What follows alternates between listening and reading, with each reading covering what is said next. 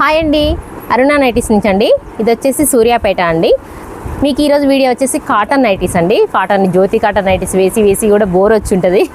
దానికోసమని ప్రోషన్లో కూడా height weight దానికి సపోర్ట్ చేయడం కోసం ఇందులో చేశారండి. ఇది వచ్చేసి 350 అండి. దీని కాస్ట్ XXL వాళ్ళకి సపోర్ట్ చేస్తుందండి. హైట్ కూడా 5'6", 5'7", 5'8" వాళ్ళకి సపోర్ట్ చేస్తుందండి. చూడండి, నాది ఎక్సెల్ కదా, ఎక్సెల్కి కూడా ఎంత లెంతీగా ఉందో చూడండి.